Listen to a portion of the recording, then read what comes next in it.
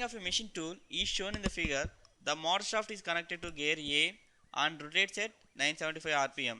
The gear wheels B, C, D and E are fixed to the parallel shafts rotating together. The fixed gear F is fixed on the output shaft. What is the speed of gear F? The number of teeth on each gear are as given below. So here this is the given table, that is gear A, B, C, D, E and F, and number of teeth on each gear is 20, 50, 25, 75, 26 and 65.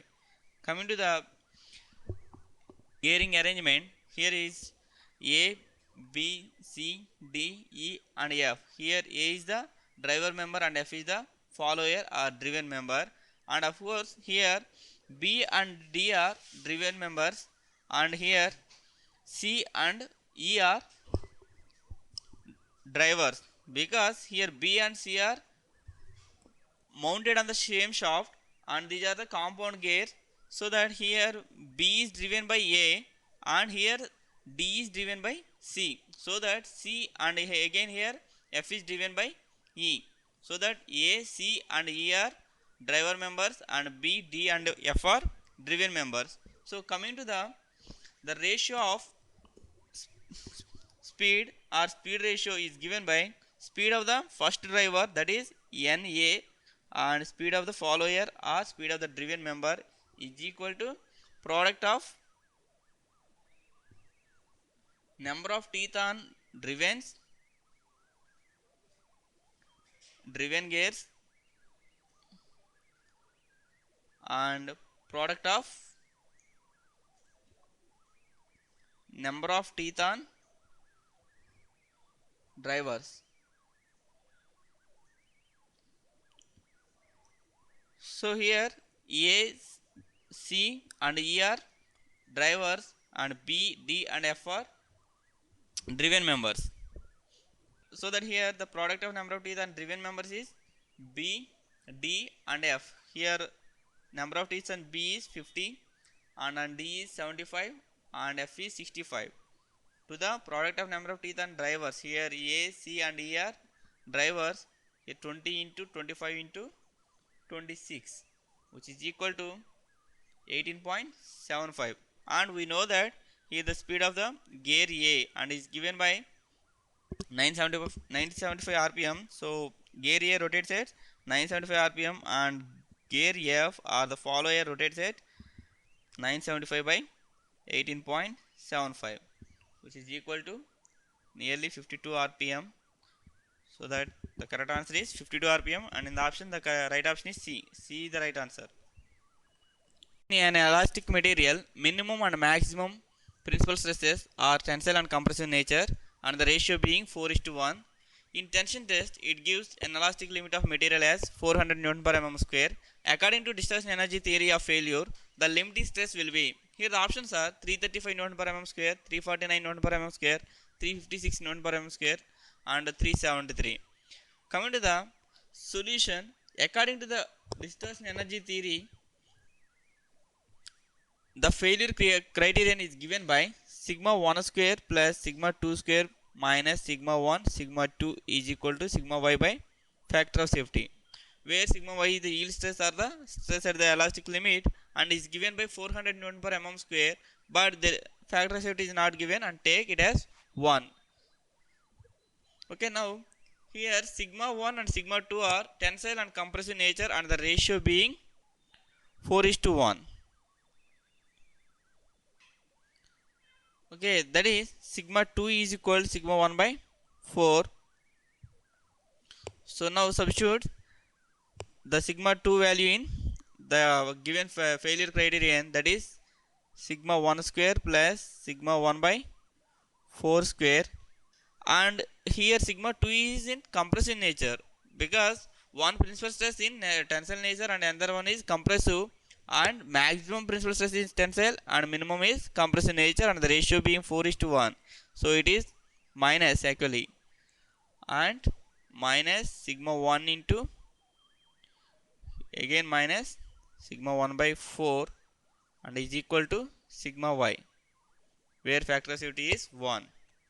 So here sigma 1 square plus sigma 1 square by 16 plus sigma 1 square by 4 and is equal to sigma y, where it is equal to nearby.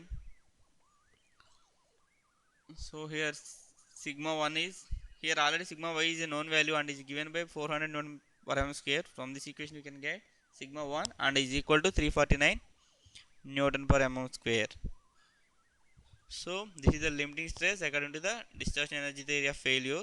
So sigma 1 is equal to 349 newton per mm square. So in the option, the right option is B. B is the right answer. For the bracket as shown in the figure, the bolts will develop. So here the given diagram, these are the bolted joints. So there is a load applied at the end of the bracket. Here in this case, generally the bolts will develop primary shear stress and secondary tensile stresses. So in the option, the correct option is C. The velocity profile for laminar flow of water between two parallel plates as shown in figure, given as U is equal to 0.01 into 1 minus 10,000 y square, where U is in meter per second and y is in meters. The viscosity of water assumed to be 10 power minus 3 Newton second per meter square. The shear stress on the plate will be. Here is the given profile. This is the velocity profile and it varies parabolically across y. And here the options are 2 Newton per meter square, 0.002 Newton per meter square, 0.04 Newton per meter square and 0.004 Newton per meter square. First consider the given equation, that is U is equal to 0.01 into 1 minus 10,000 y square. But we know that the shear stress is directly proportional to mu and velocity gradient, mu du by dy, and is equal to mu into minus 10,000 into y square, that is 20,000 y, and is equal to, here mu is given as 10 power minus 3 Newton second per meter square and is equal to minus 20 y. Here here 0.01 is there, that is into, let us say 0.01 mu into minus 20,000 I and is equal to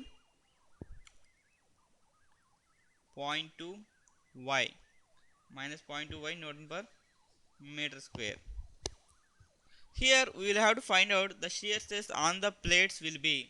So here the shear stress on the plates, first consider the shear stress variation across the plate. Here is the variation of shear stress, that is linearly proportional to the y. So let us say here is the tau max and it is 0 and again here is the tau max. So here the shear stress on the plate is nothing but the maximum shear stress, or it is at a distance of y by 2 or it is 1 centimeter from the center, that is from the zero shear stress. So now consider the maximum shear stress at y is equal 1 centimeter or 0.01 meter. Now substitute this value in shear stress equation, that is tau max is equal to minus 0.2 into 0.01 and is equal to 0.002 Newton per meter square.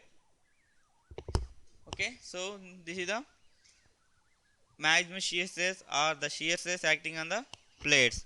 So here shear stress on the plates will be 0.002 Newton per meter square, and in the answer the right answer is B. B is the correct option.